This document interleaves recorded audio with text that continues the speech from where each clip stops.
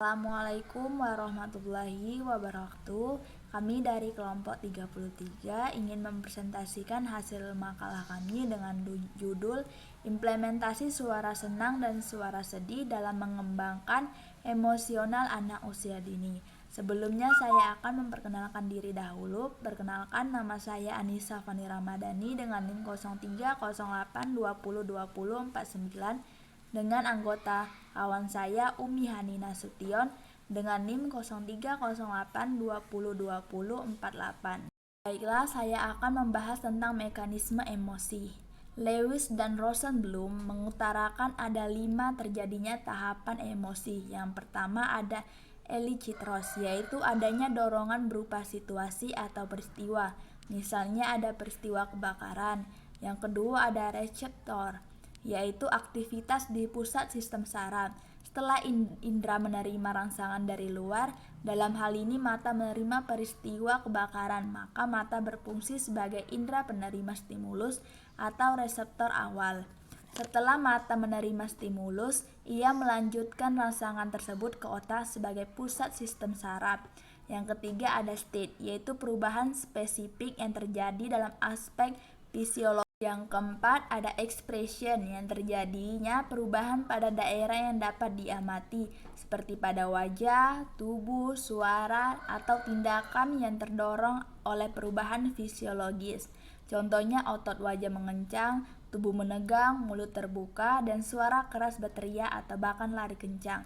Yang kelima ada experience, yaitu persepsi dan interpretasi individu pada kondisi emosionalnya, dengan pengalaman individu dalam menerjemahkan dan merasakan perasaannya sebagai rasa takut, stres, terkejut, dan ngeri. Selanjutnya, suara senang dan suara sedih dalam mengembangkan sosial emosional AUD.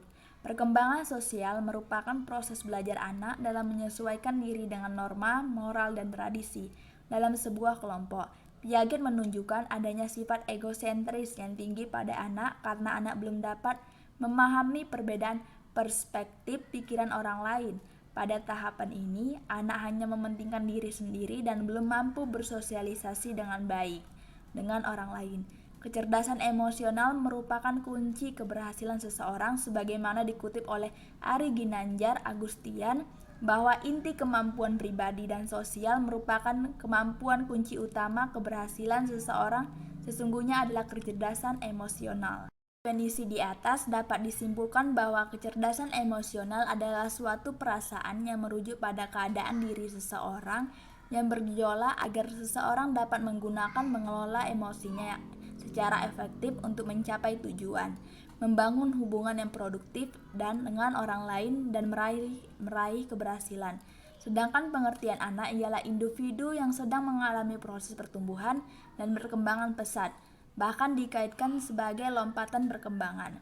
Seperti dalam Al-Quran, surat Al-Mu'min ayat 12-14 yang berbunyi, A'udzubillahi minasyaitonirrajim, Bismillahirrohmanirrohim, Walaqad khalaqnal insana min salalatin min tin, summa ja'alnahu nutfatan fi qararim makin, summa khalaqnat nutfata alaqatan fa khalaqna alaqatan mudghatan fa khalaqna mudghatan izoman fa kasawna izoman lahman, summa ansa'nahu khalqan akhara, fatabarakallahu ahsanu khaliqin.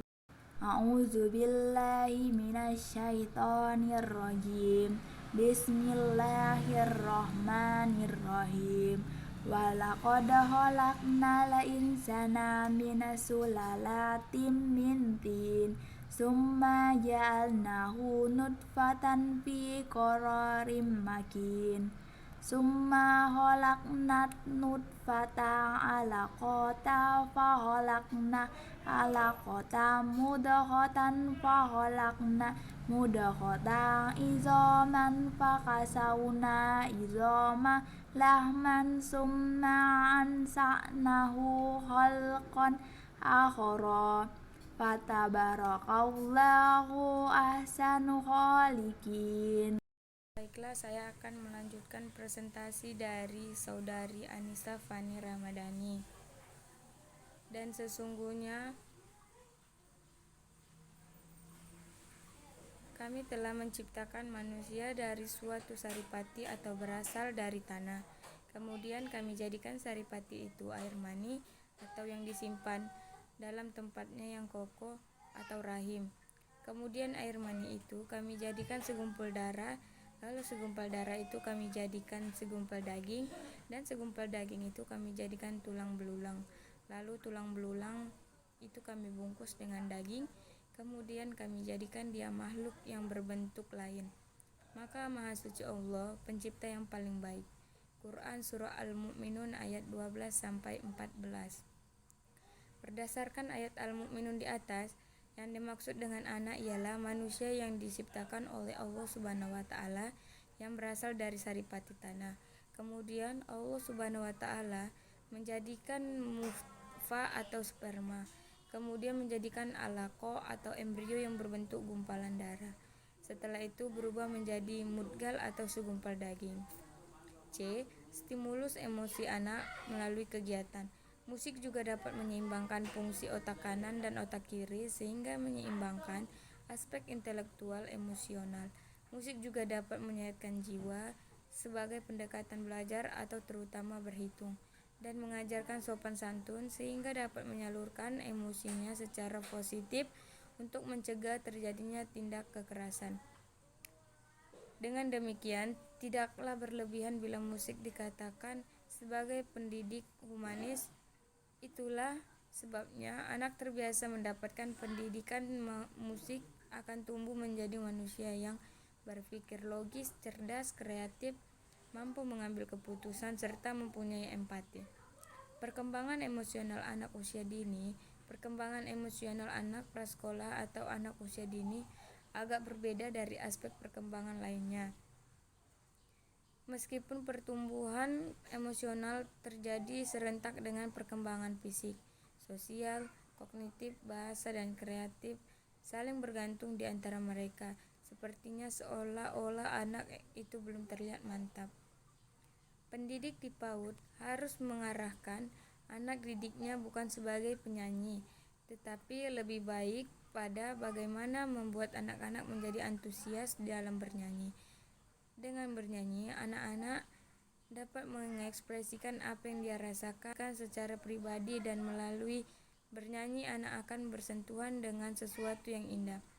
Hal ini disebabkan karena bernyanyi juga berfungsi sebagai alat bagi anak untuk mengungkapkan pikiran dan perasaannya.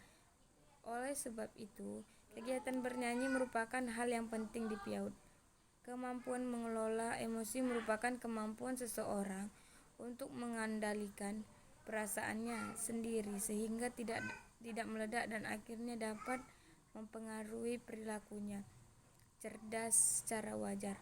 Misalnya seseorang yang sedang marah, maka kemarahan itu tetap dapat dikendalikan secara baik tanpa harus menimbulkan akibat yang akhirnya disesali di kemudian hari.